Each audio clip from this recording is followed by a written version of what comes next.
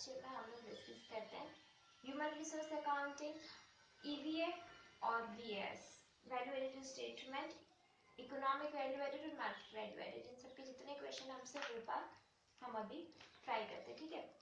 First human resource में practice manual और module मतलब स्टडी मैथ दोनों में मैंने देखा एक क्वेश्चन जो गिवन तो नहीं है बट बहुत बार पूछा जाता है। वो क्वेश्चन मैं रीड आउट कर लेती हूँ, you can note it down. From the following data in respect of the employer, kindly calculate the total value of the human corporation under the lab and squared model. Age group 30 to 39 में unskilled है 100 और average annual earning से 18,000, semi skilled है 60, average earning से 36,000, skilled है 40 और average earning है 84,000। 40 से 49 के ग्रुप में अनस्किल्ड है 50, एवरेज एनुअल अर्निंग से 30,000, semi skilled 30, average annual earning 48,000, skilled 20, average annual earning से 1,20,000। 50 to 54 में 30 है, अनस्किल्ड 36,000, एवरेज एनुअल अर्निंग से 20, semi skilled 60,000, average annual earning से और 10 स्किल्ड है जिसमें 1,80,000 एवरेज एनुअल अर्निंग से। Factor the lowest value, retirement age इनका 55 इयर्स है, अप्लाई डिस्काउंट पे 20% है, कैलकुलेट करो total value of the human resources, factor the lowest value of the each class should be taken, okay. Then annual factor, जो annuity factor है 20% का, उस हिसाब से 5 साल का एन्युटी फैक्टर है 2.991, 10 साल का है 4.192, 15 साल का है 4.675, 20 इयर्स का है 4.870 और 25 इयर्स का है 4.948, ठीक है। अब इस क्वेश्चन को करना कैसे है सॉल्व, देख के लगेगा कि बहुत इजी, बट जब हम इसको स्टार्ट करेंगे ना तो इसमें थोड़ा कंफ्यूजन हो सकता है। तो सबसे पहले सिर्फ अनस्किल्ड लेबर को ध्यान में रखते हैं, ठीक है, और उनका हम एक टेबल बनाते हैं। उस टेबल में हम क्या करेंगे, जो एज ग्रुप 30 to 39 है उनका जो एवरेज अर्निंग 18,000 है, उसके लिए जो अर्निंग पीरियड उनका 10 इयर्स का है, 10 इयर्स बोल रखा है यहाँ पर। 10 इयर्स कैसे हुआ, 30 to 39 में 10 साल मानेंगे, ठीक है। तो 10 साल का एन्युटी फैक्टर कितना है 4.192, तो 18,000 into 4.192 into number of employees 100 जो गिवन है, तो टोटल प्रेजेंट वैल्यू कितना होता है 75, 45, 600। फिर हम आ जाते हैं 30,000 पे, जिसका अर्निंग पीरियड जो है वो कितना है 10 इयर्स। 40 से 49 में कितना 10 साल मानना है। तो अब आप यहाँ पे मेन फैक्टर जो पीवीएफ है 10 साल का तो लेना है, लेकिन कौन से 10 साल का, 10 साल के बाद वाले 10 साल का, मतलब आप क्या है जो 10 इयर्स का एन्युटी फैक्टर है 4.192, उसको लेस कर दोगे 20 इयर्स का एन्युटी फैक्टर दैट इज 4.870। तो ये जो बीच का एन्युटी फैक्टर है ना, वो उससे अपनी प्रेजेंट वैल्यू निकालनी है उस पीरियड के, मिडिल वाले पीरियड की, ठीक है ना, जिसमें उनकी एवरेज अर्निंग कितनी रहने वाली 30,000। तो 30,000 multiplied by 4.87 less 4.192 multiplied by number of employees कितना है 100। फिर आ जाते 30 to 39 में एवरेज अर्निंग जब 36,000 हो जाती है, किस एज ग्रुप में, 30 to 39 के एज ग्रुप में, जब एवरेज अर्निंग हमारी 36,000 की हो रही है तो उसमें अर्निंग पीरियड कितना लेना है 5 इयर्स का, पीवीएफ वापस 10 से ना 20 से 25 इयर्स का, ठीक है, वो 5 साल बोला है ना, तो 10 से 15 इयर्स का, क्योंकि 5 साल का पीरियड अपने को चाहिए, ठीक है, 36,000 की एवरेज अर्निंग के लिए। तो 10th ईयर का कितना था अपने पास में, 10 ईयर का तो ले नहीं सकते, 15 से 20 इयर्स के 5 साल आएंगे इसमें, तो वो आ जाता है 4.87,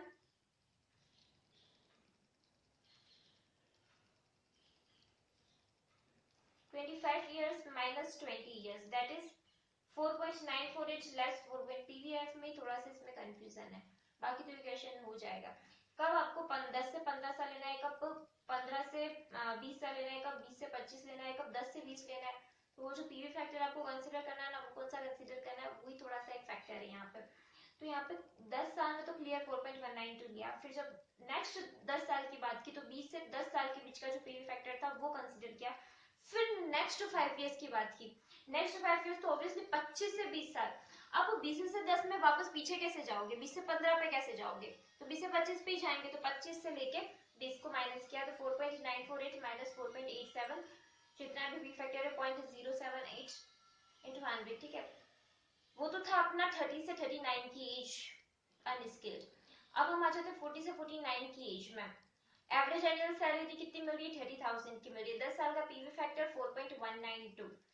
नंबर ऑफ एम्प्लॉयज कितने हैं, 50 नंबर ऑफ एम्प्लॉयज, ठीक है। 40 से 49 में क्लियर दे रखा है कि 50 एम्प्लॉयज है, ठीक है। अब देखना 30 टू 39 में हमेशा एम्प्लॉयज कितना लेना है हमको, 100 100 100, ठीक है। एवरेज अर्निंग्स पहले उनकी 18,000 ली, फिर 30,000 ली, फिर 36,000 ली, लेकिन नंबर ऑफ एम्प्लॉयज हमेशा 100। 40 टू 49 में एवरेज अर्निंग सबसे पहले 30,000 लेके फिर 36,000 लेके करेंगे, ठीक है। जब 36,000 लेंगे तो नेक्स्ट 5 साल, ये कौन से 5 साल है, 15 से 10 साल के बीच के 5 साल है, ठीक है। क्योंकि 10 से 15 साल पे 5 साल पे जाना है ना, तो 10 से 15 पे ही गए हम, पहले 10 से 20 पे गए थे ना, अभी 10 से 15 पे गए, तो 15 का है 4.675, इसमें से डिडक्ट करो 10 साल का एनुअल फैक्टर 4.192, तो पीवी फैक्टर आ जाएगा अपना 0.483, मल्टीप्लाई करेंगे 36,000 से इनटू यहाँ पर एम्प्लॉयज कितने हैं, 50, ये हो जाएंगे क्या 86940, ठीक है। फिर 50 टू 45 की एज में अनस्किल्ड कितने लेबर नंबर है, 30 के, ठीक है। और 36,000 की उनकी क्या हो जाएगी, 50 टू 44 की एज में एनुअल अर्निंग्स 36,000 होती है, पहले अनस्किल्ड भी हुआ, ठीक है ना। तो अब यहाँ पे कितने ईयर से, 50 से 54, 5 साल, तो सीधा 5 साल का एन्युटी फैक्टर गिवन होगा, बिल्कुल 2.991, तो 5 साल का एन्युटी फैक्टर जो है 36,000 इंटू 2.991 इंटू 30 करके अपना आ जाएगा 2024808। अगर आप बोलोगे मुझे तो मैं डिस्क्रिप्शन में जो मेरे पास में नोट्स में से जिसमें से क्वेश्चन करवा रही हूँ वो आपको डिस्क्रिप्शन में सेंड भी कर दूंगी इसका लिंक, ठीक है। ये क्वेश्चन। अब आ जाते हैं एज ग्रुप, आ जाते हैं हम 30 टू 30 सेमी स्किल्ड पे आ जाओ। अनस्किल्ड का काम खत्म, सेमी स्किल्ड के लिए सेम टेबल बनेगी ऐसी ही, इसमें कोई चेंजेस नहीं है, बस खाली जो इनके एवरेज अर्निंग्स है वो चेंज हो जाएगी, साथ में नंबर ऑफ एम्प्लॉइज, बिल्कुल नंबर ऑफ एम्प्लॉइज चेंज है, यहाँ पे 100 50 और 30 थे, तो यहाँ पे नंबर ऑफ एम्प्लॉइज जो चेंज है वो लेके आप कंसीडर कर देना, और फिर सेम टेबल बन जाएगी स्किल्ड की भी। तो एक की टेबल अपन बनाते हैं, अनस्किल्ड की तो मैंने एक बार डिफाइन करके समझा दी, स्किल्ड की हम यहाँ पे टेबल बनाते हैं खुद से, ठीक है। स्किल्ड लेवल एज ग्रुप कितना है, 30 टू 39,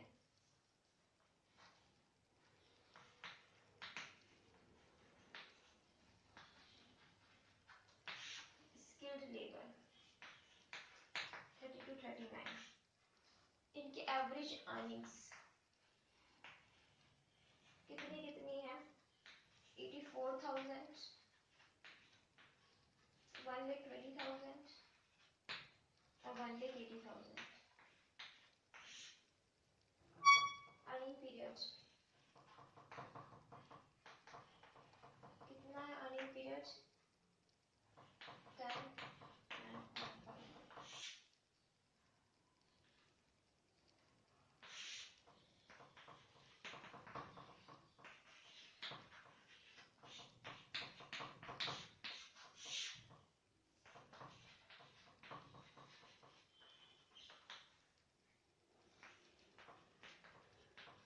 यहाँ पे 40 से 49 की एज, और यहाँ पे 50 से 54 की एज, ये एज ग्रुप लिखना ना भूलना, ठीक है ना। स्किल्ड वाली जो लेबर है वो ऑब्वियसली इस ग्रुप में भी है, इस एज ग्रुप में भी है और इस एज ग्रुप में भी है, ठीक है।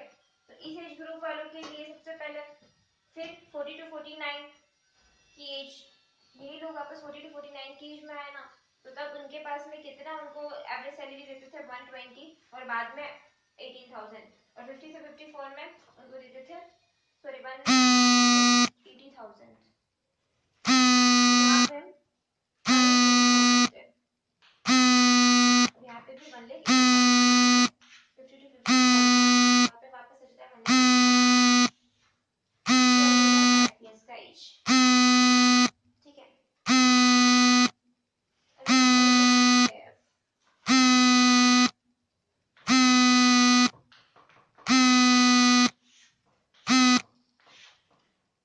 पीवीएफ कितना है, सबसे पहले 10 इयर्स का पीवीएफ दे रखा है 10 ईयर्स का है 10 to 20 ईयर्स, मतलब 20 ईयर्स का कितना है 4.87, जिसमें से लेस कर देते 4.192।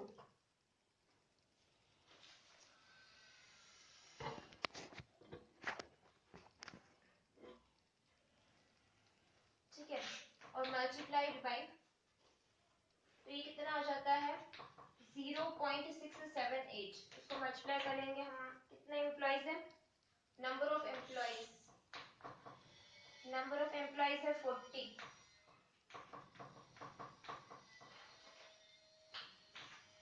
40 से 49 की एज वाले एम्प्लॉइज है 20, और 50 से 54 वाले एम्प्लॉइज है 10।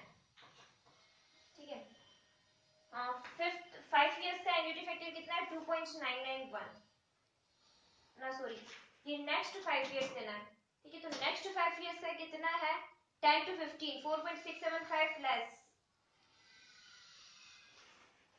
यहाँ पे 20 साल कंप्लीट हो गए, 10 साल से नेक्स्ट 10 साल गए तो 20 साल, 20 से 25 साल, तो 20 साल से जो एन्युटी फैक्टर है कितना होगा 4.19, 20 साल का एन्युटी फैक्टर कितना है 4.870, 4.870, और 25 साल का एन्युटी फैक्टर कितना है 4.948,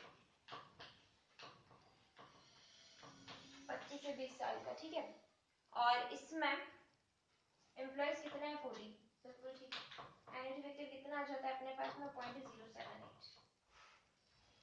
यहाँ पे 40 से 49 की एज में अर्निंग्स कितनी हो रही है 1,20,000, कितने साल के लिए 10 साल के लिए, और फिर 5 साल के लिए, 10 साल के लिए एन्युटी फैक्टर है 4.192, और 10 से फिर 5 साल बढ़ाएंगे 15 से 10, 15 साल के एन्युटी फैक्टर में से 10 साल का एन्युटी फैक्टर लेस कर दो, 15 साल का है 4.675, जिसमें से 10 साल का 4.192, 4.675 लेस 4.192।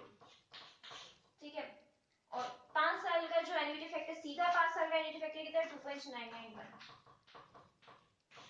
मल्टीप्लाई किसको करना है, इस एवरेज अर्निंग को मल्टीप्लाई करना है जितना भी एन्युटी फैक्टर है और जितने भी नंबर ऑफ एम्प्लॉइज है, तो इनका आंसर आ जाएगा। ठीक है, एक टेबल बना ली।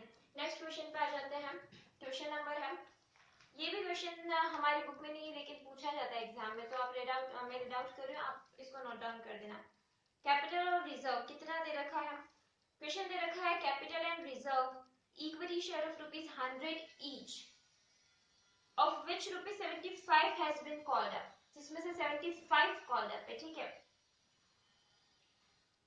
वो है 5 लाख, और equity shares in respect of which calls are in arrears, वो है 25 पर शेयर ₹1 लाख, और जनरल रिजर्व से ₹10 लाख का। Profit and loss account balance at the beginning of the year है ₹25 lakh, profit and loss for the year है 1,80,000, इंडस्ट्री एवरेज प्रॉफिटेबिलिटी है 12.50%, 8% debenture of ₹10 each 8 lakh, and यहाँ पे दे रखा है Look Down Limited is proposing to hire the services of mister X to turn the company around, minimum take home salary per month demanded by mister X is ₹4 lakh, average income tax rate on salaries after considering the impact of ₹3 lakh, that is exemption amount 25%, provident fund contribution जो है employer per month कितना है ₹50,000,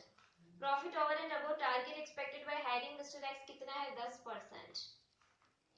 you are required to analyse the proposal and see whether, मतलब X को इतना provident fund दे रहे हैं, profit over the expected target 10%, exemption amount 25%, salaries after impact 3 lakh.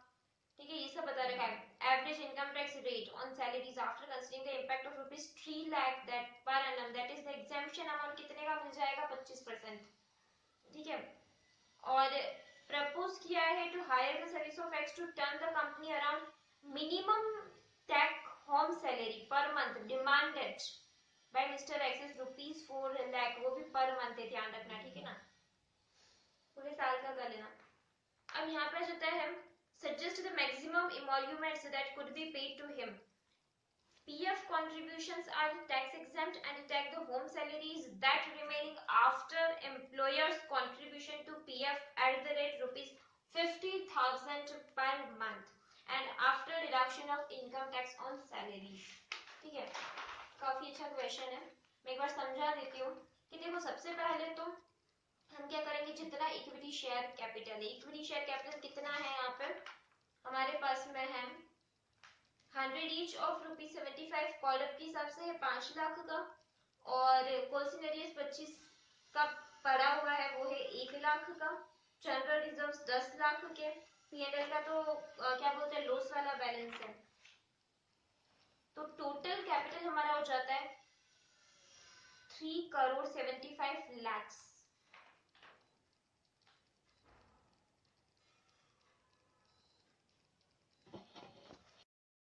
तो यहाँ पे ये जो 5 लाख है ना, ये इक्विटी शेयर का कैपिटल का नंबर दे रखा है, कितने नंबर ऑफ शेयर है। तो 5 लाख के नंबर ऑफ शेयर है जिसमें 75 का पैसा मिल चुका है, तो 75 इंटू 5 में कितना हो जाता है 3,75 लाख, जिसमें कोल्सिनरियस लेस कर दो जो कि बोल रखा है कि 25 का 75 कॉल्ड अप है और 25 का कोल्सिनरियस 1 लाख का पड़ा हुआ है, तो उसको आप पहले लेस करोगे कितना अमाउंट अपने को नहीं मिला है इस इक्विटी शेयर में से। आपके पास रिजर्व कितना पड़ा हुआ है, रिजर्व पड़ा हुआ है 10 लाख का, उसको ऐड कर देना। Equity share in respect of which कोल्सिनरियस, मतलब जितना पैसा मिल गया ना उसमें से कोल्सिनरियस लेस हो रहा है। समझ में आया ना, ऐसा नहीं कि नेट अमाउंट वैसे ही ले रखा है तो कोल्सिनरियस लेस ना करे, कोल्सिनरियस लेस हो रहा है यहाँ पे। ठीक है, उसी के बाद में रिजर्व एंड सरप्लस जितना भी पड़ा हुआ है, कितना 10 लाख का रिजर्व पड़ा हुआ है, वो रिजर्व लेस करो। यहाँ पे वैसे कंपनी में लॉस हो गया, प्रॉफिट होता तो ऐड करते, बट अब लॉस हो गया है, कितने का लॉस हो गया 25 लाख और 1,80,000 और बिगनिंग का लॉस भी पड़ा, सारा लॉस इसमें से डिडक्ट करो। ठीक है, डिबेंचर्स भी इंक्लूड करना, प्रेफरेंस शेयर डिबेंचर जो भी हो, तो डिबेंचर कितने के हैं 8 लाख के डिबेंचर है, 8 लाख के डिबेंचर ऐड करिए, तो नेट अपने पास अमाउंट आ जाता है 437,20,000 का। इक्विटी में से कोल्सिनरियस प्रॉफिट लॉस जो पड़ा हुआ था सब लेस किया, जनरल रिजर्व और डिबेंचर्स ऐड किया, तो अपने पास कैपिटल बेस आ जाता है 437,20,000 यहाँ तक। ठीक है, टारगेट प्रॉफिट कितना है 12.5% का टारगेट प्रॉफिट है, मतलब जितना कैपिटल बेस है उसका 12.5% कर दिया तो आता है 54,65,000। फिर बोलते हैं कि हमको additional profit over the target कितना, due to Mr X, Mr X की वजह से हमको 10% और एक्स्ट्रा प्रॉफिट होगा।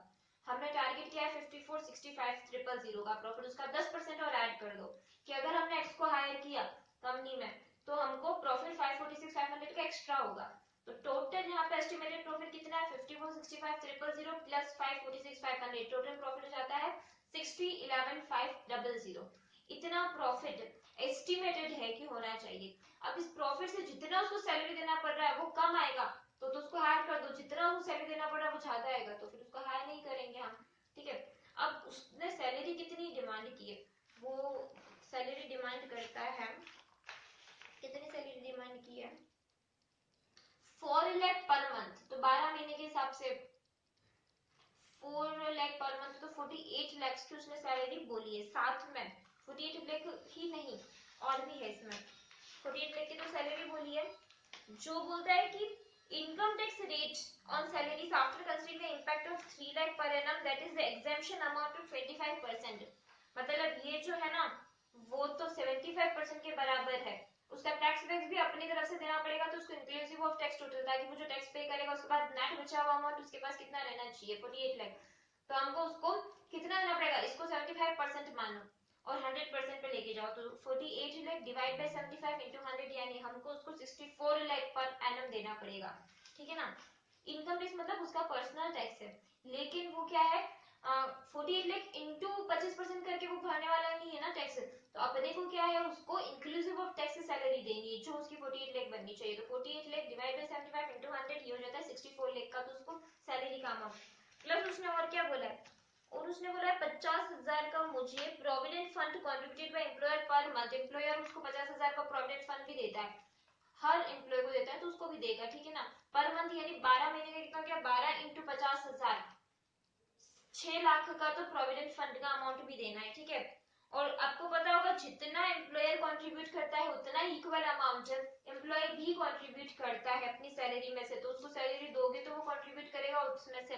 तो आपको 6 लाख का एक्स्ट्रा एम्प्लॉय पीएफ और 6 लाख का एम्प्लॉयर पीएफ यानी टोटल 12 लाख का प्रोविडेंट फंड के नाम से कंट्रीब्यूट करना है, ठीक है ना। Salary that remaining after employees contribution 50,000 per month, बोला है ना लास्ट लाइन में कि एम्प्लॉय का कंट्रीब्यूशन 50,000 पर मंथ रहने के बाद की सैलरी बताई गई है, तो मतलब इतना उसको प्रोविडेंट फंड के लिए अमाउंट भी देना है।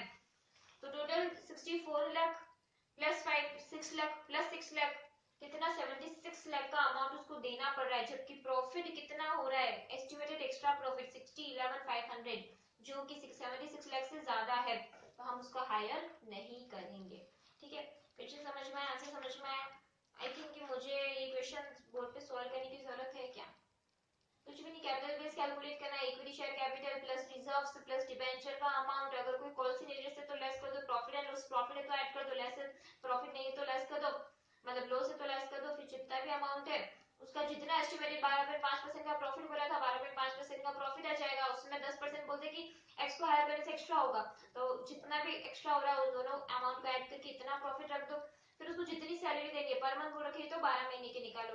फिर इनकम टैक्स अगर 25% देना है तो 30% देना हो तो क्या करते डिवाइड बाय 16 into 100, 25% देना है तो क्या करेंगे हम डिवाइड बाय 75 into 100, इतना टोटल अमाउंट है, प्लस एम्प्लॉयर जितना कंट्रीब्यूट कर रहा है टोटल पर मंथ नहीं, जितना 12 महीने के लिए टोटल कंट्रीब्यूट कर रहा है प्लस जितना रिमेनिंग रखना है एम्प्लॉयज के कंट्रीब्यूशन के लिए वो भी हमको देना पड़ेगा, बाद में वो डिपॉजिट करेगा, ठीक है ना। पहले तो हम ही देंगे ना उसको सैलरी में से, फिर वो सैलरी में से डिपॉजिट करेगा, तो उतना मतलब 6 लाख का अमाउंट एम्प्लॉयर कंट्रीब्यूशन का, 64 लाख का उसका सैलरी है, तो टोटल अमाउंट है 76 लाख का, जो कि हमको जो एक्स्ट्रा प्रॉफिट 60,11,550 का हो रहा है उससे ज्यादा है, इसलिए उसको हायर नहीं करेंगे।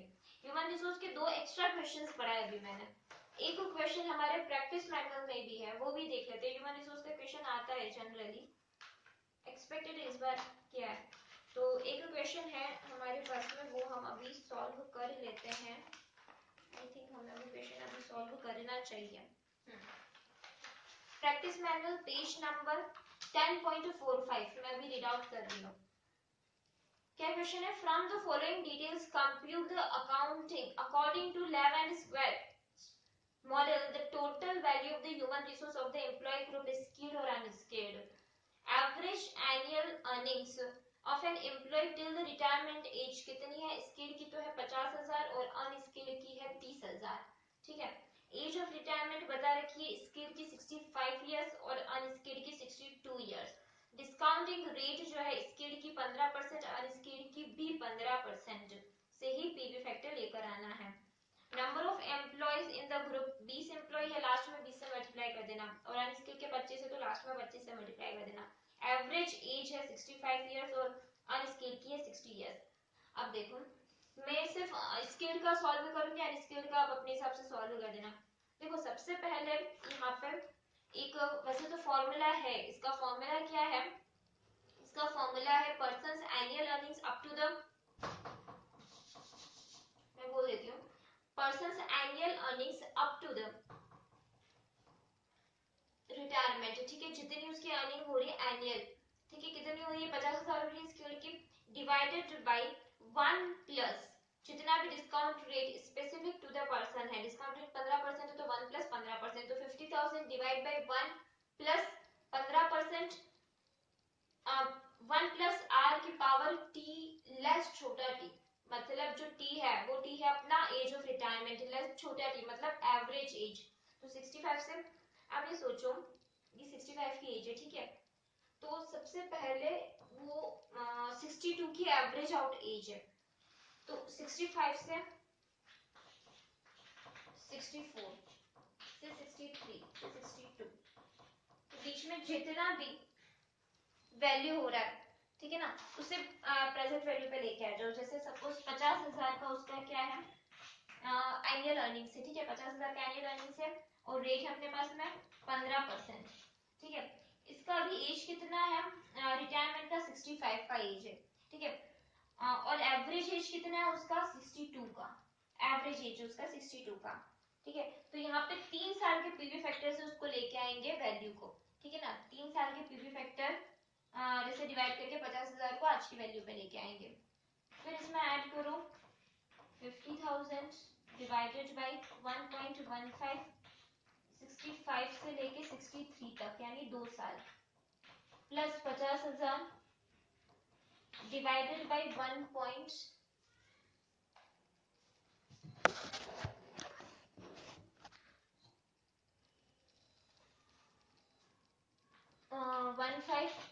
65 लेस 64 यानी 1 साल का पीवी फैक्टर। तो 1.15 का पीवी फैक्टर कितना है? कैलकुलेटर कहाँ है?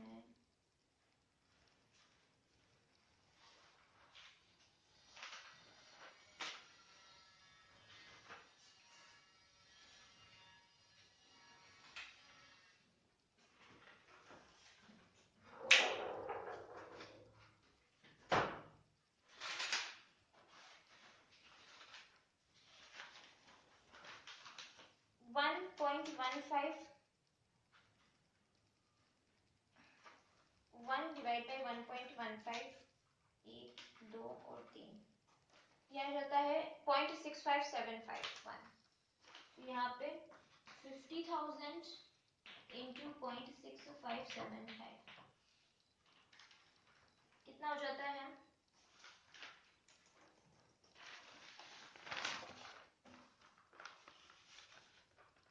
32875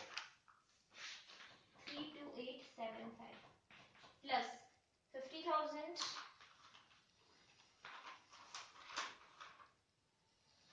डिवाइड बाई 1.15 यहाँ पे आ जाएगा 0.869 इंटू 50,000 और 50,000 इंटू 0.756। अब इन तीनों को ऐड कर दोगे ना तो आपके पास में क्या आ जाएगा? अमाउंट आ जाएगा, ठीक है, अमाउंट आ जाएगा 114,161.25। तो यहाँ पे हमारा ह्यूमन रिसोर्स के सारे क्वेश्चंस खत्म हो जाते हैं, ठीक है। अब मैं आ जाती हूँ वैल्यू एडेड स्टेटमेंट पर। वैल्यू एडेड स्टेटमेंट का एक फॉर्मेट है, वो फॉर्मेट मैं अभी बना देती हूँ। उस फॉर्मेट से बाहर मेरे हिसाब से कुछ भी आइटम्स नहीं आएंगे।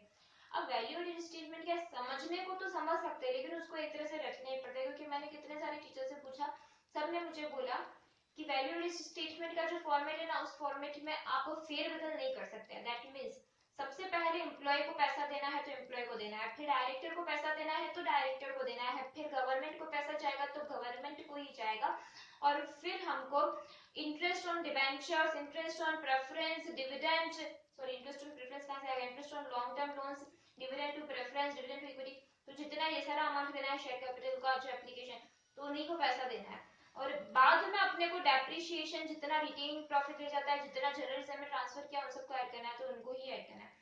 तो सबसे पहले तो ये जो सीरीज है, अब ये सपोज करके चलो कि जैसे वाइंडिंग अप में एक सीरीज में ही अपन पैसा दे पाते ना, उसी तरह से यहाँ पे भी एक सीरीज है, उसी में ही अमाउंट हमारे पास में आ जाएगा, उसका जो एप्लीकेशन होगा ना अमाउंट का वो उसी सीरीज में ही होगा, ठीक है ना।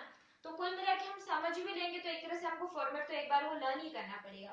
तो जितने भी आइटम्स इसमें आ सकते हैं, टैक्स वगैरह, लोकल टैक्स वगैरह, जितने भी, उन सबको इंक्लूड करके मैंने एक फॉर्मेट रेडी किया है। मैं वो फॉर्मेट यहाँ पे क्या कर रही हूँ, कॉपी कर रही हूँ। वो फॉर्मेट है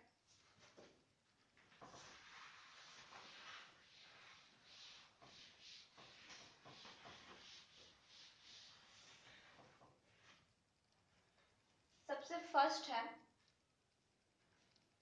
सेल्स, ठीक है, ये एक रफ फॉर्मेट है लेकिन इससे से अपना काम हो जाएगा।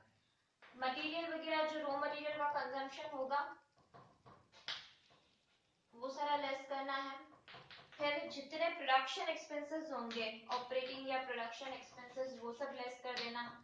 आपने पहली बार रेंट पेड सुना होगा, वैसे प्रैक्टिस मैनुअल में एक भी क्वेश्चन नहीं जिसमें रेंट पेड लिखा है, और अगर रेंट पेड लिखा है तो वो यहाँ पे लेस होगा।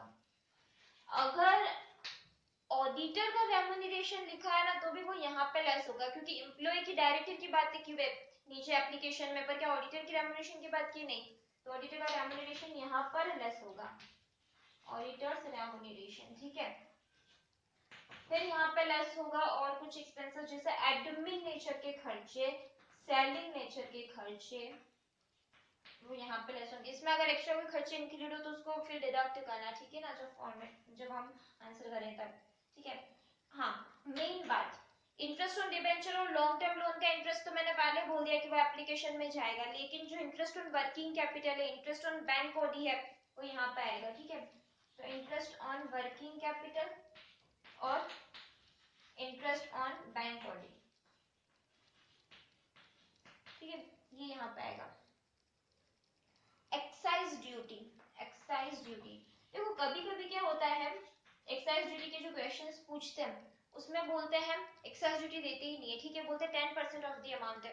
तो सेल्स में से ये सारे अमाउंट लेस करने के बाद में उसको एक्स मानना, एक्स इज इक्वल टू का 10% है, ठीक है। तो इस सेल्स में से ये सारे अमाउंट को लेस करने के बाद जो अमाउंट है उसका 10% और यहाँ पे एक्स मानना, तो वो अमाउंट फिर उसको एक्स को भी यहाँ पे जैसे सपोज ये आ रहा है 100, ये सब आ रहा है 90 और एक्साइज ड्यूटी है x, ठीक है, और ये है 10% ऑफ सेल्स। एक क्वेश्चन भी है, मैं आपको और बता ही देती हूँ, ये शायद सेकंड ही क्वेश्चन है अपना प्रैक्टिस मैनुअल का, क्योंकि ये कौन से बार बार पूछते ही है। हाँ, फॉर्मेट क्या होगा, जैसे 10% है, ठीक है, तो सबसे पहले आप क्या मानोगे, however if the other miscellaneous charges are taken as the type of application of value added that is taken in the application part, excise duty be computed as follows, excise duty को क्या मान लिया, x मान लिया, ठीक है, फिर x is equals to 10% of this all, ठीक है, तो यहाँ पे क्या करोगे x, ये है excise duty का अमाउंट, तो x is equal to 10% of 10% of जितना हमारा सेल्स था, सेल्स 100 था, ठीक है, और ये सारा अमाउंट कितना था हमारे पास में, 10 था, सॉरी 90 था, ये सारा मिला के 90 हो रहा था, ठीक है, 90 था और 90 में x भी ऐड करोगे कि नहीं करोगे ना, तो 90 और x दोनों को लेस कर देना, 90 प्लस x दोनों को लेस कर देना 100 में से, ठीक है, तो ये जो x है is equal to 10% of this, 10% of 100 कितना हो जाता है। एक और तरह से भी ऑल्टरनेट कर रखा है, वो मुझे समझ में नहीं आया, मुझे ये इजी लगा इसलिए मैं ये डिस्कस कर रही यहाँ पे। 100 इंटू 10% कितना होता है, ये हो जाता है 10 लेस, ये 10% को इधर से भी मल्टीप्लाई करना, तो कितना आता है 10 इंटू 90, 90 इंटू 10%, ये हो जाता है 9x, ठीक है,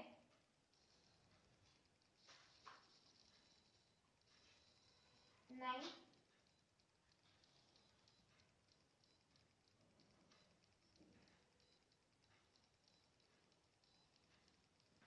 प्लस x था 90 प्लस x, तो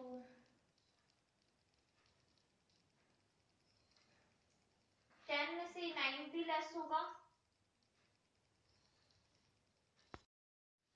तो एक्साइज ड्यूटी में क्या था 10%, 100 जो है ये हमारी क्या है सेल प्राइस है, ठीक है, और 90 का हमारे पास में ये सारा अमाउंट था प्लस एक्स किया उसका 10% हमारे पास क्या है एक्साइज ड्यूटी है, ठीक है।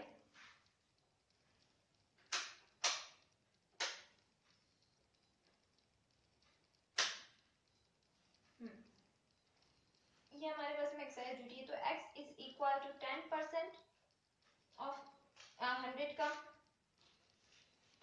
सबसे पहले तो 100 का 10% अभी नहीं करेंगे, ये 100 ही रहेगा, ये 90 था ये 90 ही रहेगा प्लस x, 100 लेस 90 कितना हो जाता है,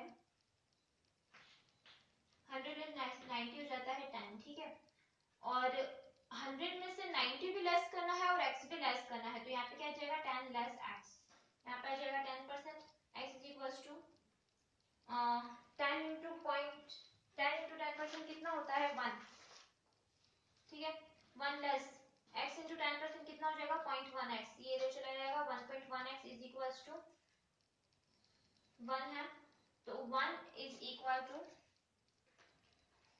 अब यहाँ पे x आ जाएगा 1 डिवाइड बाय 1.1 0.909,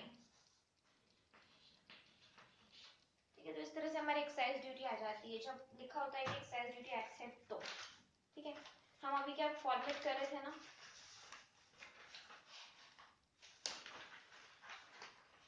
फॉर्मेट के बीच में मैंने समझा दिया कि एक्साइज ड्यूटी अगर x है तो क्या करना है, ठीक है। हाँ, इसमें और क्या है, मिसलेनियस चार्जेस, एक्साइज ड्यूटी भी है यहाँ पे, मिसलेनियस चार्जेस का एक कॉलम भी रखते हैं, कुछ रिलेटेड चार्जेस हो तो, ठीक है, मिसलेनियस चार्जेस। हाँ, अब इसमें ऐड क्या करना होता है, अदर इनकम। अगर अदर इनकम है तो यहाँ पे ऐड हो जाएगी, सेल्स में से ये सब लेस होने के बाद में अदर इनकम्स ऐड हो जाएगी, ठीक है। तो हमारे पास में क्या आ जाएगा, अमाउंट, कौन सा अमाउंट, जो कि अवेलेबल होगा टोटल, ठीक है, टोटल वैल्यू एडेड। तो टोटल वैल्यू एडेड अमाउंट यहाँ पे आ गया अपने पास में, ठीक है, यहाँ पे आ गया टोटल वैल्यू एडेड अमाउंट। अब इसका हम एप्लीकेशन कहाँ कहाँ होगा वो देखते हैं, ठीक है। एक बार ये वाला, अब हम एप्लीकेशन ऑफ दैट अमाउंट देखते हैं। हमारे पास में अमाउंट आ गया,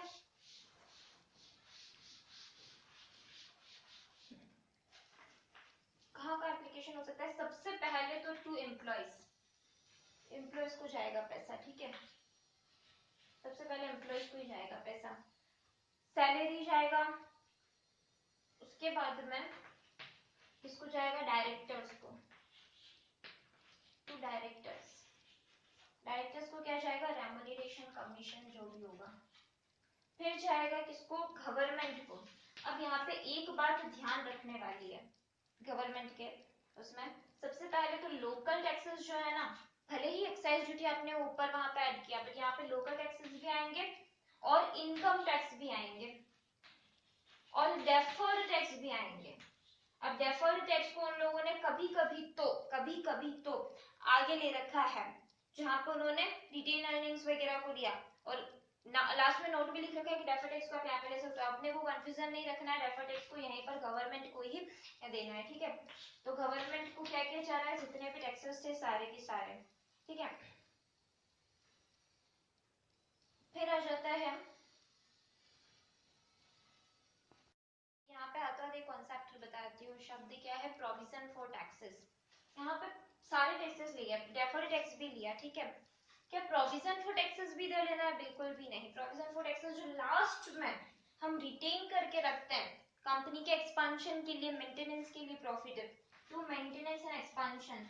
मेंटेनेंस एक्सपेंशन में क्या क्या आता है पता है आपको, मेंटेनेंस एक्सपेंशन में सबसे पहले तो डेप्रिसिएशन याद रखना, ठीक है। उसके अलावा रिटेन्ड अर्निंग्स, उसके अलावा जितना रिजर्व में इंक्रीज हो रहा है इस साल, जनरल रिजर्व वगैरह में ओपनिंग से इस साल जितना इंक्रीज हो रहा है वो सब आता है। यहाँ पे आएगा प्रोविजन फॉर टैक्सेस, और कभी कभी यहाँ पे डेफर्ड टैक्स लिया जाता है, कभी कभी यहाँ पर हमको हमेशा ध्यान रखना है डेफर्ड टैक्स को इधर ही लिखना, ठीक है ना। यह गया डेफर्ड टैक्स का ट्रीटमेंट, और साथ में नोट भी लिख लेना कि डेफर्ड टैक्स को हमने कंसिडर किया है गवर्नमेंट को देने के लिए। अब हम और किसको देने वाले हैं, providers to capital, debenture holder, share holder को भी कुछ मिलेगा कि नहीं मिलेगा, उन्होंने भी तो कंपनी में पैसा लगा, उनको भी दो ना। तो हम डिबेंचर होल्डर्स को, प्रोवाइडर्स ऑफ कैपिटल, अब जाके हम डिबेंचर होल्डर का नंबर आएगा, डिबेंचर होल्डर को इंटरेस्ट देंगे, इंटरेस्ट टू डिबेंचर होल्डर, और interest on long term borrowings. आपको पता है कुछ और इंटरेस्ट थे, interest on working capital, interest on bank और ड्राफ्ट, वो सारे हमने उधर लिए थे, ठीक है ना, वैल्यू एडेड स्टेटमेंट में।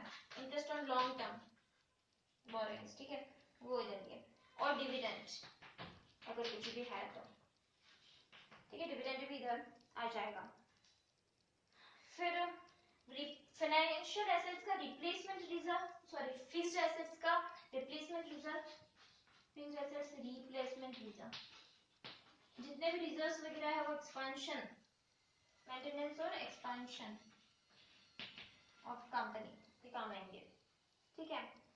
तो मेरे हिसाब से यहाँ पे सारे के सारे पॉइंट्स खत्म हो गए हैं। याद नहीं रह रहा है तो कैसे याद रखे, ई द ज एस, शेयर कैपिटल ना, शेयर लिख लो, श न, इधर या कुछ भी मेमोरी टिप की जरूरत नहीं है इसमें, सीधा है, पहले एम्प्लॉय को देना है, फिर डायरेक्टर को देना है, फिर गवर्नमेंट को देना है, और उसके बाद में हमारे जो शेयर कैपिटल के इंटरेस्ट, शेयर कैपिटल जो लेकर आते हैं, कैपिटल जो लेके आते हैं, पहले डिवेंचर होल्डर, शेयर होल्डर उनको देके लास्ट में हमारे मेंटेनेंस के लिए देना है, जिसमें रिजर्व, फाइनेंशियल एसेट्स का सब आ जाएगा, ठीक है। अब इसका एक क्वेश्चन भी करते हैं, ठीक है। वो क्वेश्चन थोड़ा सा डिफरेंट है, वैल्यू एडेड स्टेटमेंट बनाने में कोई दिक्कत नहीं होगी, उसका एक क्वेश्चन ही करवा रही, सिर्फ एक क्वेश्चन जो थोड़ा डिफरेंट है वो मैं डिस्कस कर रही हूँ यहाँ। लास्ट क्वेश्चन वैल्यू एडेड का जो हमारे प्रैक्टिस मैनुअल में गिवन है, कौन सा क्वेश्चन है, क्वेश्चन नंबर 10। क्वेश्चन नंबर 10 है, focus corporation has been preparing value-added statement for the past 5 years. Human resource manager of the company suggested introducing a value-added incentive scheme to motivate the employees for their better performance. ये mix up question है value-added और human resource का, ठीक है ना। To introduce this scheme, it is proposed that the best index performance favorable to employees, that is the employee cost to added value for the last 5 years, will be used as the target index for the future calculation of the bonus to be paid. After the target index is determined, any actual improvement in the index will be awarded, and the employer and the employee will be sharing any such improvement in the ratio of 1:2, and the bonus is given at the end of the year after the profit for the year is determined.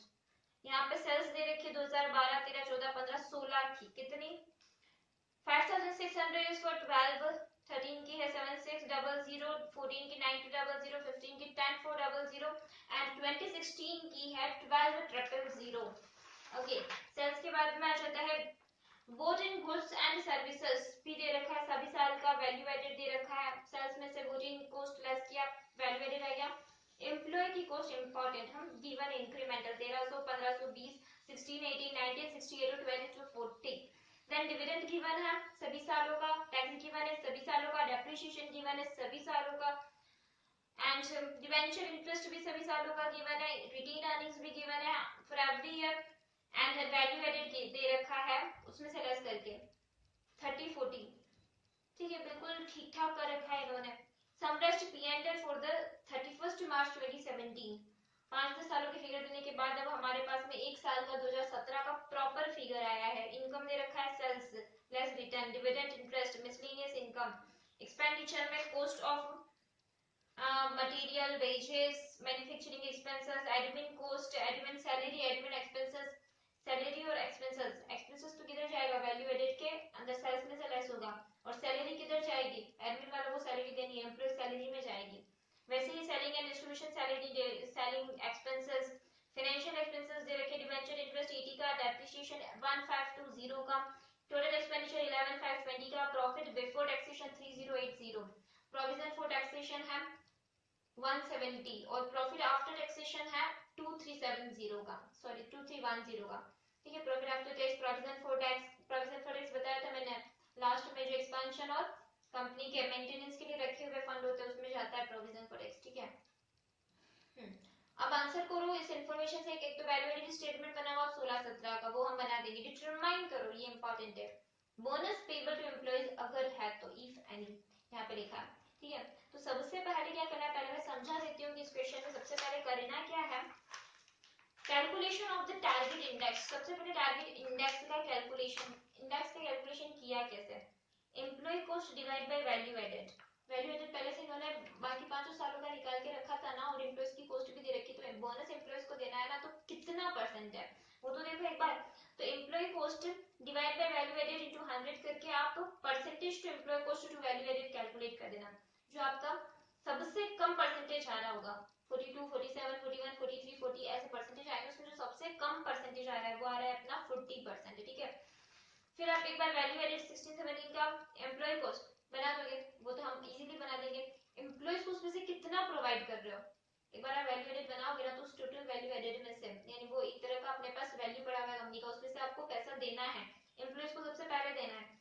तो wages salary कितना देने वाले हो, admin और salary कितना देने वाले हो, एडमिन स्टाफ को कितना सैलरी देने वाले हो, सब मिला के आप कितना सैलरी देने वाले हो एम्प्लॉयज को, वो हमारी एक्चुअल सैलरी हो जाएगी। फिर टारगेट सैलरी आप क्या करना है, कैलकुलेट करना है। कैसे कैलकुलेट करेंगे, हमने जो 40% देखा था ना, हमने सबसे लोएस्ट वाला परसेंट देखा था, percent to employee cost to value added में, यानी कि तो 40% आ रहा है, वो जो सबसे लोएस्ट होगा। तो आप उस 40% को लगाओगे वैल्यू एडेड पे, कितना आ रहा है वैल्यू एडेड अपना 7200। आप वैल्यू एडेड स्टेटमेंट से जो वैल्यू एडेड निकालोगे ना 7200 इंटू 40% करोगे, तो आपके पास आएगा 2,880,000 का अमाउंट, जबकि एक्चुअल में सैलरीज कितना दे रहे हो आप, 2520 आपने कैलकुलेट किया ना यहाँ पे, वेजेस, सैलरी, एडमिन सैलरी वगैरह मिला के, तो आप जितना टारगेट था 2880 होगा, उसमें से एक्चुअल दे रहे हो आप 2520, तो आप सेव कितना कर रहे हो 360 होगा, आप बोनस के रूप में बांट सकते हो, ठीक है ना। तो आप बोनस पेबल कैलकुलेट करो, 2/3 of the saving in bonus payable is 360 into 2/3, that is 240,000 का बोनस बांट सकते हो। आप ये बोल रहे हो कि 2/3 आप कैसे लेके आए, सबसे पहले वाली लाइन में सबसे पहले पैराग्राफ में लास्ट एक लाइन लिखी थी, ये जो एम्प्लॉयर और एम्प्लॉई है वो इसको कितना लेने वाले हैं, कितने रेशो में, 1:2 के रेशो में, तो 1/3 का अमाउंट एम्प्लॉयर के पास जाएगा, एम्प्लॉय को कितना मिलेगा, 2/3 मिलेगा, तो जितना 360 का बोनस बचा है, 360 का अमाउंट बचा है, उसमें से एम्प्लॉय को 2/3 का बोनस मिल जाएगा, ठीक है। ये पूरा क्वेश्चन मैंने रेड आउट कर लिया, अभी हम इसको यहाँ पे सॉल्व भी कर लेते हैं, ठीक है। सॉल्व करने की जरूरत है क्या, बट फिर भी सॉल्व करते हैं, तभी पूरा प्रॉपर समझ में आएगा। पेज नंबर है 10.26 प्रैक्टिस मैनुअल का है ना। सबसे पहले calculation of target index,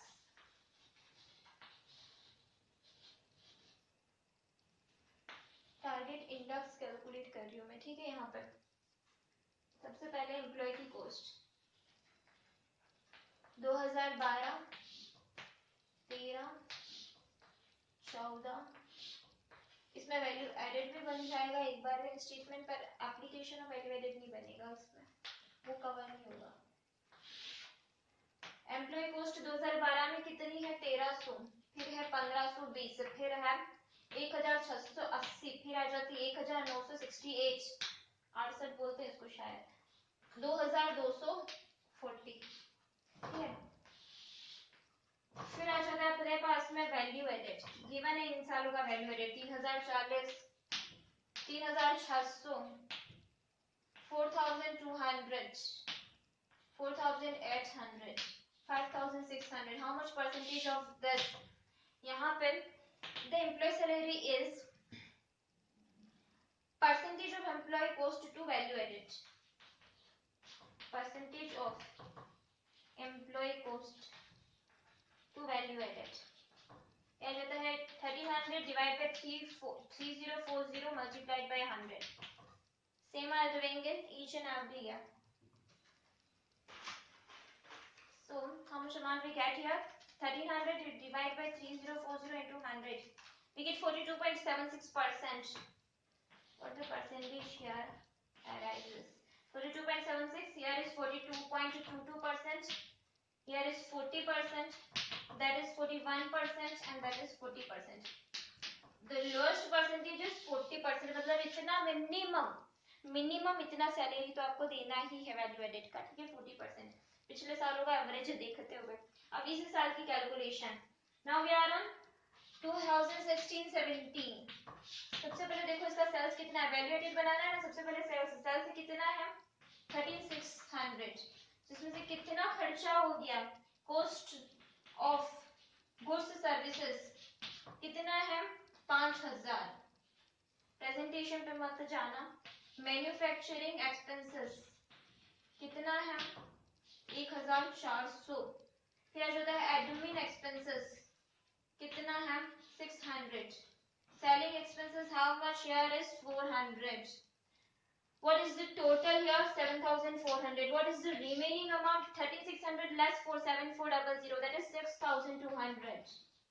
Okay, now what is the additional income, other income of dividend interest and miscellaneous income, yeah, here is miscellaneous income of 500 and dividends of 500, dividend income है, dividend कहीं और से हमको मिला है, ये dividend distribution नहीं है, एप्लीकेशन में नहीं लेके जा रहा, इनकम में लिखा हुआ है ये, ठीक है ना, तो इनकम में ही आएगा।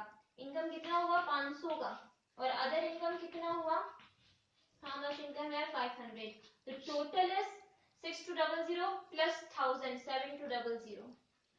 अभी अपने को ना 7200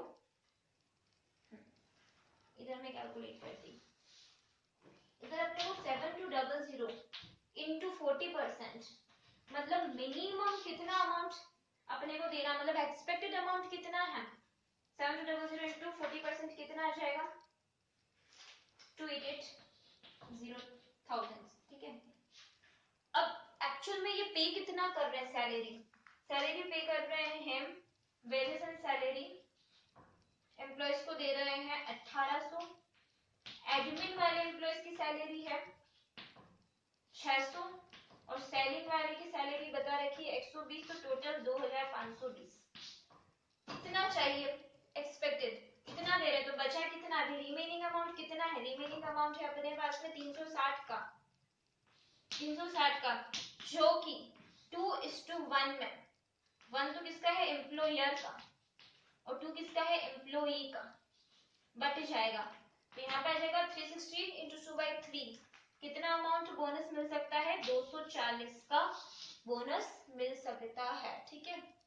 क्लियर ये वाला क्वेश्चन। यहाँ पे हमारा वैल्यू एडेड स्टेटमेंट का कॉन्सेप्ट मैंने लगभग डिस्कस किया है। Now we are on economic value added. उससे पहले मैं एक मार्केट वैल्यू एडेड का क्वेश्चन कर रही हूँ, हमारे बुक में नहीं है वो क्वेश्चन, ठीक है। तो मैं जो हमारे प्रैक्टिस मैनुअल में क्वेश्चंस नहीं है ह्यूमन रिसोर्स के और मार्केट वैल्यू एडेड के, वो क्वेश्चंस मैं आपको डिस्क्रिप्शन में सेंड कर दूंगी, ठीक है। डिस्क्रिप्शन में आप वो क्वेश्चन से देख सकते हो, और बाकी हमारे प्रैक्टिस मैनुअल या फिर स्टडी मटेरियल के क्वेश्चन है, कोई दिक्कत नहीं है। मार्केट वैल्यू एडेड का क्वेश्चन मैं अभी डिस्कस कर रही हूँ, बाद में लास्ट में हम इकोनॉमिक वैल्यू एडेड पढ़ेंगे। देखो इकोनॉमिक वैल्यू एडेड का फॉर्मूला वगैरह तो आपको पता है ना, ये पूरा मार्केट वैल्यू एडेड का एक डिफरेंट टाइप का क्वेश्चन है, तो एक ही क्वेश्चन है तो मैं डिस्कस कर दी। The capital structure of W Limited was share are quoted in the NSEs as under: equity share of ₹100 each fully paid is 505 lakh. 9% convertible preference share of ₹10 each is ₹150 lakhs. Then 12% security venture of ₹10 each is 5 lakh. Reserves is 101 lakh. Statutory fund is 50-50-000. The statutory fund is compulsorily required is to be invested in the government security. The ordinary share are quoted at a premium of 500%. Preference share at ₹30 per share and debentures at par value. ठीक है, अभी बोलते हैं हम कि आपको market value added बनाना है। अब देखो इसमें क्या बोलते हैं कि इक्विटी शेयर आपको 100 ईच के फुली पेड 505 दे दिए, लास्ट में क्या बोलते हैं ये लोग कि प्रीमियम 500% पे इक्विटी शेयर क्या है, कोटेड है, मतलब टोटल 600% हो गया, तो 505 का 600% कैलकुलेट करो, वो आ जाएगा 3030।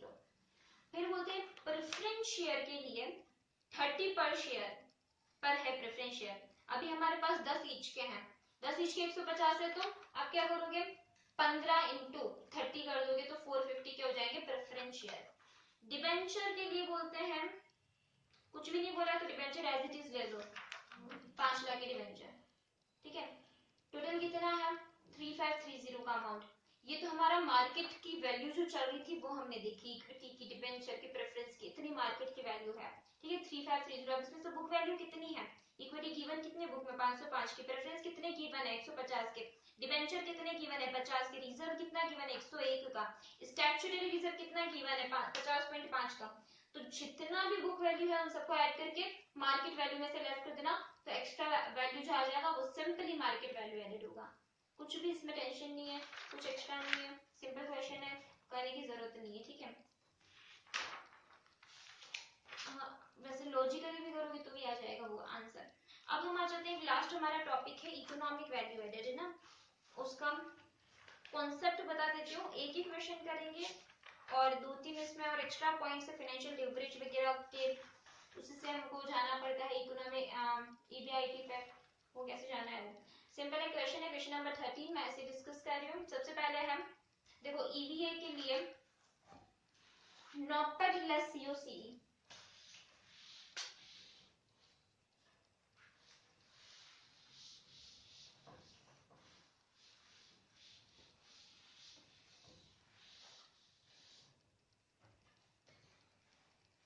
यहाँ पे आ जाता है NOPAT less COC, net operating profit after tax less cost of capital employed, ठीक है। तो यहाँ पे आ जाता है net operating profit after tax, और सीओसी कैलकुलेट करने के लिए हम क्या करेंगे, weighted average cost of capital multiplied by capital employed. ठीक है, अब कौन सी कैपिटल एम्प्लॉयड लेनी है, यहाँ पे एवरेज वाली कैपिटल एम्प्लॉयड लेनी है। ठीक है, और वेटेड एवरेज कैलकुलेट करने के लिए क्या करना पड़ता है, के E into W E plus के डी इंटू डब्ल्यू डी। के डी हमेशा कौन सा वाला होता है, के डी 1 वाला होता है। ठीक है, के ई ज्यादातर कैसे कैलकुलेट हो गया, R F plus D, R M less R F से कैलकुलेट होता है। ठीक है, फिर अब यहाँ पे जो मैं फाइनेंशियल लिवरेज बता रही थी, interest and net profit, suppose financial leverage given हो, ठीक है, तो उससे अपने को नॉपेट पे कैसे पहुंचना है। सबसे पहले फाइनेंशियल लिवरेज का फॉर्मूला क्या होता है, profit before interest before tax, जिसको आप बोलोगे EBIT, earning before interest before tax divided by earning before interest earning before tax. Earning before tax का मतलब आप समझे, आफ्टर इंटरेस्ट बिफोर टैक्स। तो इसीलिए इसको आप किस तरह से लिखोगे, earning before interest before tax, उसमें से आप इंटरेस्ट लेस कर दोगे तो ये वाली अर्निंग कौन सी आ जाएगी, after interest before tax. Interest less हो गया ना, तो वो कैसे हो गया, आफ्टर इंटरेस्ट हो गई, बिफोर टैक्स हो गई। ठीक है, तो EBIT में से इंटरेस्ट लेस कर देना। अब सपोज ये तो अपने को x रहेगा, ये गिवन होगा, ये गिवन है सपोज 1.40 का, ये मान लो x है, ये भी क्या है x है, लेस इंटरेस्ट गिवन होगा अपने को कितने का, 80 का। तो क्या आप x की वैल्यू कैलकुलेट कर सकते हो, earning before interest before tax बिल्कुल कैलकुलेट कर सकते हैं, जो आ जाएगी अपने पास में सपोज 280 के। ठीक है, 280 के आ जाएगी x की वैल्यू। अब हमें तो यहाँ पे कौन सी वैल्यू चाहिए, आफ्टर टैक्स वाली वैल्यू चाहिए। तो ये पहले से इंटरेस्ट तो इसमें से लेस ही है, इंटरेस्ट तो लेस है, कोई टेंशन नहीं, टैक्स लेस करना पड़ेगा। तो 280 में से ये जो यहाँ पे आपके पास में x आएगा ना, वो profit before interest before tax आएगा, उसमें से आप लेस कर लेना, इंटरेस्ट लेस कर लेना, टैक्स आपके पास में earning after interest after tax आ जाएगा। ठीक है, ये तो लेवरेज वाला एक थोड़ा सा कॉन्सेप्ट था जो मैंने ऐसे डिस्कस कर दिया। हाँ, सपोज केडी अपने पास नहीं हो, आपने मैम ये तो बता दिया केडी निकालने के लिए फॉर्मूला, केडी के लिए जो अपने पास डिबेंचर पे इंटरेस्ट रेट गिवन होता है वही इंटरेस्ट रेट होता है। सपोज कभी ऐसा हो इंटरेस्ट गिवन है, ठीक है, डिबेंचर का अमाउंट गिवन है, लेकिन हमारे पास परसेंटेज गिवन नहीं है, तो आप कैलकुलेट कर सकते हो, बिल्कुल कैलकुलेट कर सकते हैं। Cost of debt is equal to interest after tax divided by long term fund. Long term fund यहाँ पे कितने के हैं, लॉन्ग टर्म फंड है 400 के। ठीक है, तो सपोज कभी ऐसा हो केडी के लिए कोई एक छोटा क्वेश्चन था जिसमें था लॉन्ग टर्म फंड है 400 का, इंटरेस्ट जो है वो दे रखा है यहाँ पे, इंटरेस्ट गिवन था market rate of return interest 40 lakh, और टैक्स रेट गिवन थी, टैक्स रेट कितनी गिवन थी यहाँ पे 30%। ये ठीक है केडी के लिए। अब क्या करें, तो इसमें क्या करोगे आप, सबसे पहले तो 40 लेस 30% कितना हो जाएगा 28। ठीक है, डिवाइडेड बाई ये 400 का जो लॉन्ग टर्म फंड है इंटू 100, कितना रेट आ रहा है अपने पास में 7%। ये आफ्टर टैक्स वाला ही रेट है, तो इसको टेंशन लेके बिफोर टैक्स मत कर देना, सॉरी आफ्टर टैक्स वाला मत कर देना, 7% आफ्टर टैक्स ही आया। 40 डिवाइड बाय 400 इंटू 100 भी कर देना तो 10% आ जाता, उसमें से टैक्स लेस कर देते ना, तो भी आपके पास आ जाता 7%। ठीक है, तो या तो इधर टैक्स लेस कर दो या फिर इधर आफ्टर, मतलब पहले कैलकुलेट करो इंटरेस्ट अपॉन जो भी कॉस्ट है डेब्ट का इंटू 100 करके, फिर जो अमाउंट है उसमें से भी टैक्स लेस, जो रेट है उसमें से भी टैक्स लेस कर सकते हो, सिंपल। और क्या कॉन्सेप्ट है इसमें वो भी देख लेते हैं। एक्सपोनेंशियल लिवरेज वाला तो हम ऑलरेडी डिस्कस कर चुके हैं ना। प्रॉफिट, इकोनॉमिक वैल्यू एडेड में प्रॉफिट आफ्टर टैक्स अगर होगा,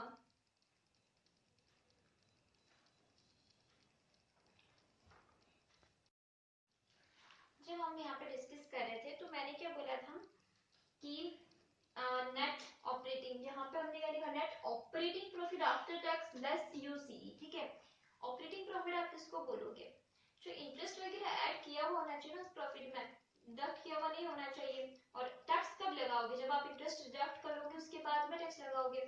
तो आप जो प्रॉफिट आफ्टर टैक्स कैलकुलेट करोगे उसमें इंटरेस्ट को भी वापस ऐड करना है। कौन से इंटरेस्ट को, आफ्टर टैक्स वाले इंटरेस्ट को, ठीक है। तो ये एक बात यहाँ पे ध्यान रखनी है। Net operating profit after tax में सबसे पहले प्रॉफिट आफ्टर टैक्स कैलकुलेट करने के बाद में इंटरेस्ट आफ्टर टैक्स को ऐड कर देना, ठीक है। तो नेट ऑपरेटिंग प्रॉफिट आ जाएगा।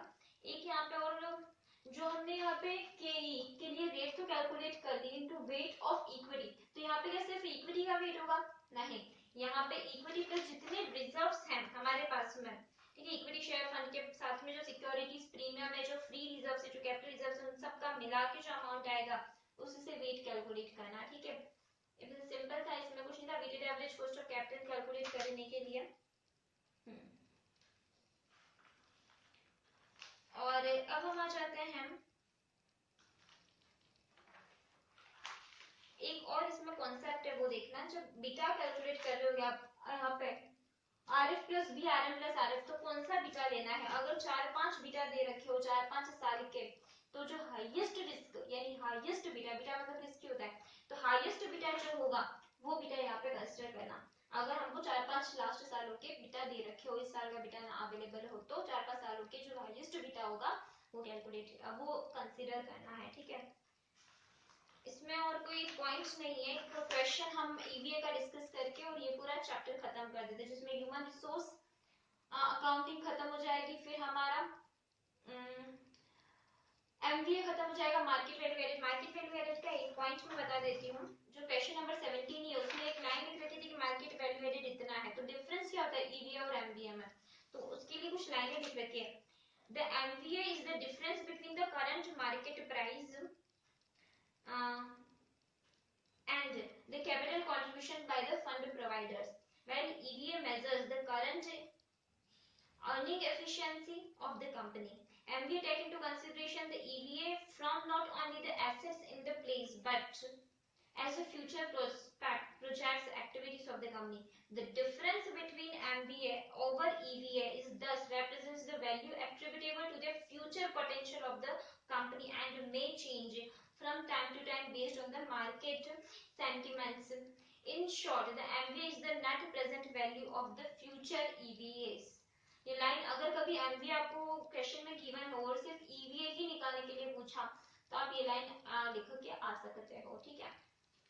तो एमवीए भी डिस्कस किया, ईवीए का एक लास्ट क्वेश्चन डिस्कस करें तो साथ में हमारा EVA value added statement, MVA, human resource खत्म हो जाएगा, ठीक है।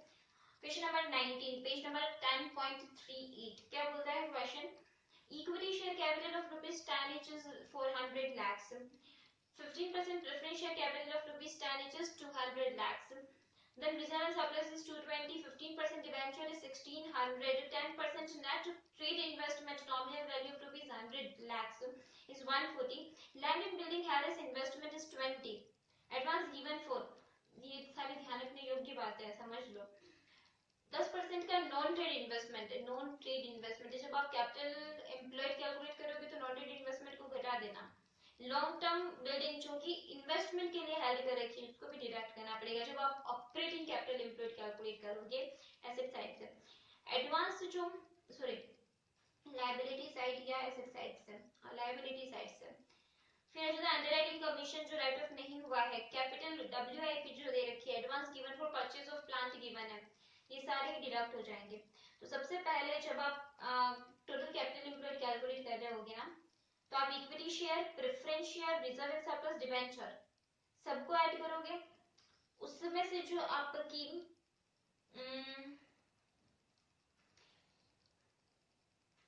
अंडरराइटिंग कमीशन जो अभी तक राइट ऑफ नहीं हुआ उसको आप लेस कर दोगे तो आपके पास में एक बार का टोटल कैपिटल एम्प्लॉयड आ जाएगा, ठीक है।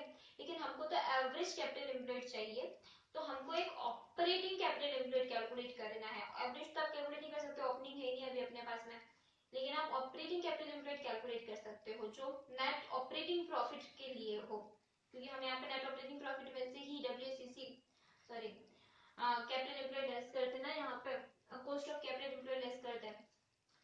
तो ऑपरेटिंग कैपिटल एम्प्लॉयड के लिए आप जो टोटल कैपिटल एम्प्लॉयड है उसमें से ये सारे लेस कर देना, जो नॉन ट्रेड इन्वेस्टमेंट है, जो लॉन्ग टर्म जो लैंड एंड बिल्डिंग इन्वेस्टमेंट के लिए हेल्प कर रखा है, जो एडवांस दिया हुआ है प्लांट के लिए, जो कैपिटल डब्ल्यूआईपी है, फिर वो ऑपरेटिंग नेचर के नहीं है ये सारे खर्चे या ये सारी इनकम, ठीक है ना। Advance investment, trade investment, non trade investment, capital WIP, तो ये सारे ऑपरेटिंग नेचर के लिए इसलिए डिडक्ट कर देना, तो आपके पास में ऑपरेटिंग कैपिटल एम्प्लॉयड आ जाएगी। फिर इसमें ईपीएस दे रखा है 16 का, टैक्स रेट गिवन है 30%, बीटा गिवन है, मार्केट रिटर्न गिवन है, आरएफ गिवन है। आरएफ प्लस बीआरएमएस, आरएफ से सीएपीएम से आपका क्या जाएगा, केई तो आ ही जाएगा, ठीक है। उसके बाद में प्रेफरेंस शेयर के लिए कॉस्ट कितना है, 15% है। डेप्ट के लिए आई 1 लेस टी करना पड़ेगा, आई कितना है 15%, 1 लेस टी करके 10.5% आ जाएगा। टोटल कैपिटल एम्प्लॉयड 2400 का आपके पास में आ जाएगा। 2400 में से आप जैसे जैसे लेस करते जाओगे, ट्रेड नॉन ट्रेड इन्वेस्टमेंट 140 के, लैंड एंड बिल्डिंग एडवांस 10 का कैपिटल, तो आपके पास में 2200 का ऑपरेटिंग कैपिटल एम्प्लॉयड आ जाएगा। फिर आप डब्ल्यूएसीसी कैलकुलेट करोगे, तो यहाँ पे एक बार ध्यान रखना, डब्ल्यूएसीसी के लिए आपको प्रेफरेंस शेयर भी है इसमें, ठीक है ना। तो आप क्या करोगे, तीनों का टोटल 2400 है आपके पास में ना, 2400 तो आपके पास में है, तो 600 डिवाइड बाय 2400 कौन सा, इक्विटी का, 200 डिवाइड बाय 2400 कौन सा,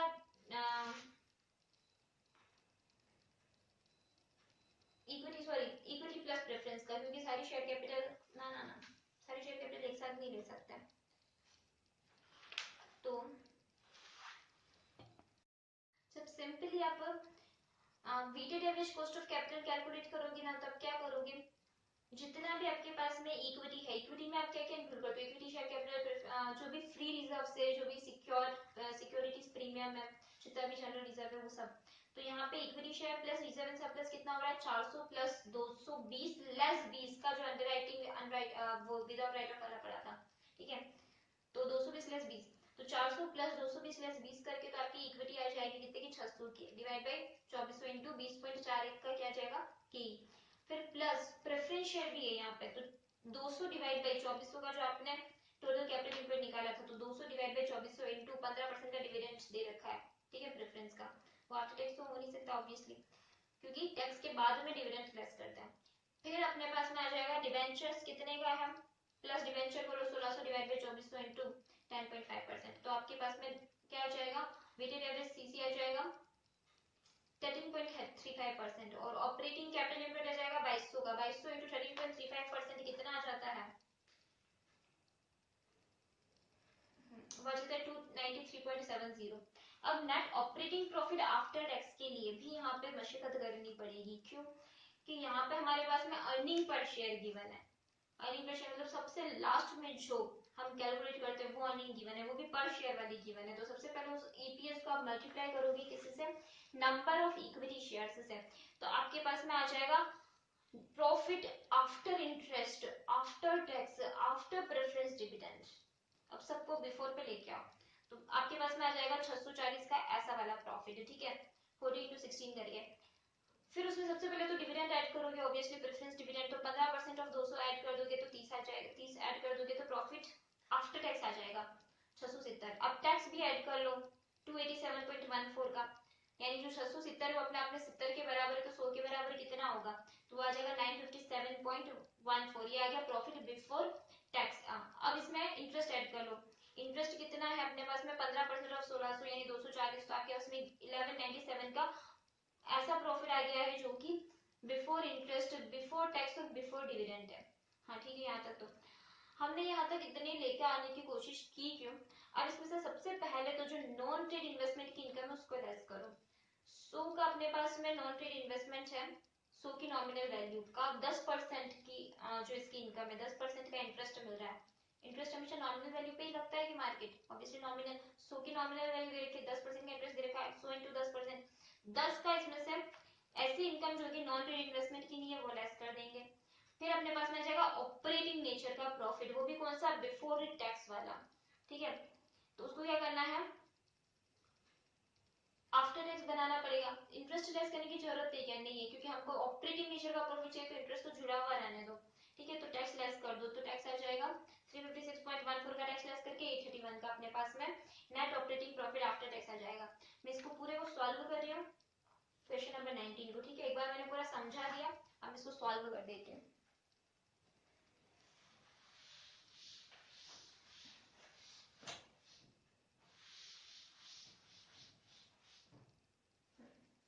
सबसे पहले net operating profit after tax less क्या करना होता है अपने को, COC। उसके लिए अपने को क्या करना पड़ेगा, capital employed average value into WACC, ठीक है। WACC के लिए क्या करना पड़ता है, KE into WA plus KD into WD।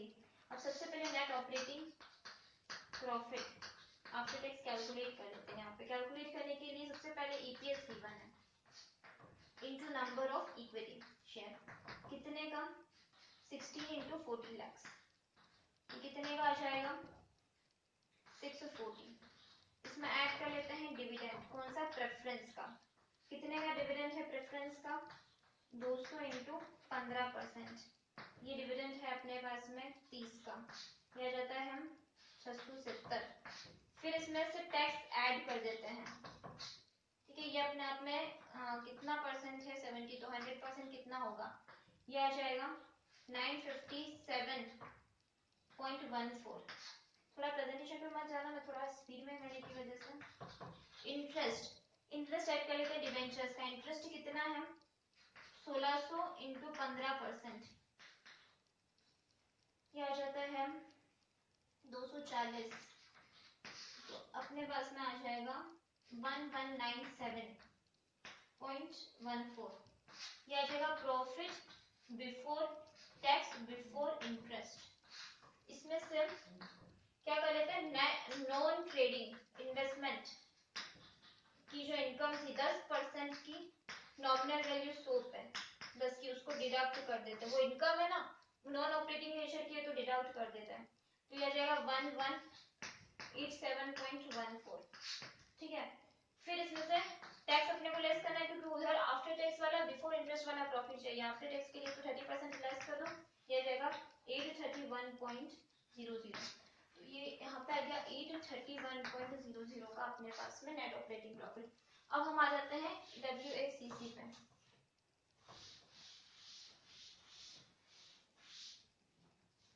किस पे आ गए अभी हम, WACC कैलकुलेट कर लेते हैं। तो KE के लिए हमको क्या फॉर्मूला है, RF प्लस D,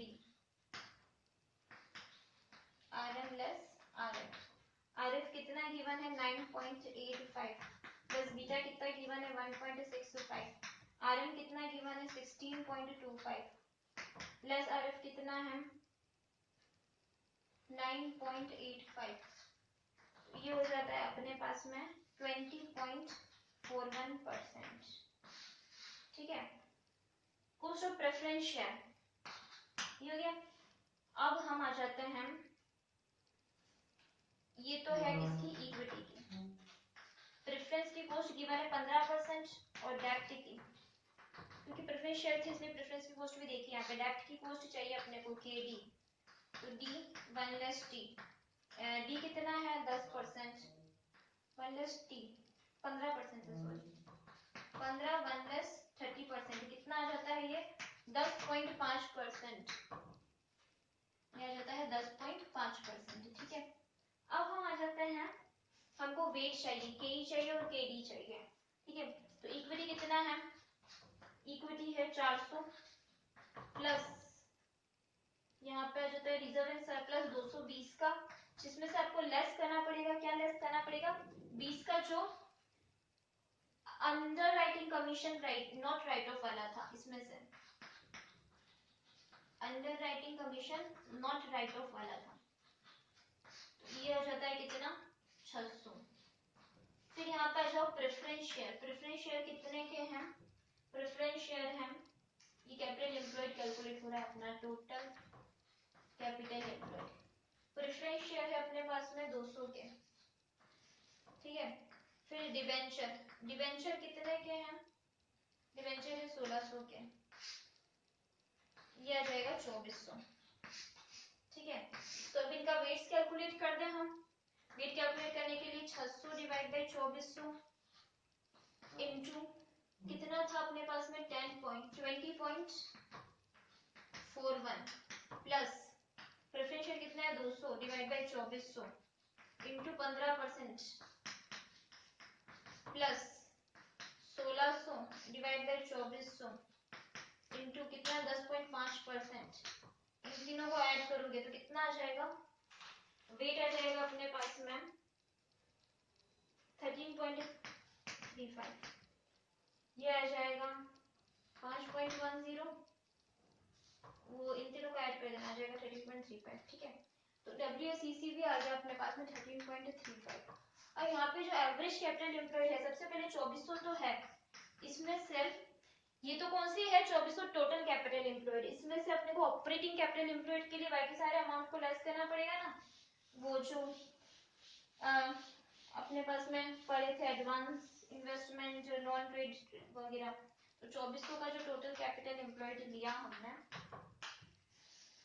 उसमें से डिडक्ट कर देते हैं क्या क्या, non trade investment, non trade investment कितने के 140 के, लैंड एंड बिल्डिंग कितने का 20 का जो कि इन्वेस्टमेंट जैसा हेल्ड था, एडवांस पड़ा हुआ है 10 का, और कैपिटल WIP पड़ा हुआ है 30 का, ये पूरा 200 का अमाउंट लेस कर दोगे तो यहाँ पे आ जाएगा 2200, तो यहाँ पे आप 2200 ले लोगे, ठीक है।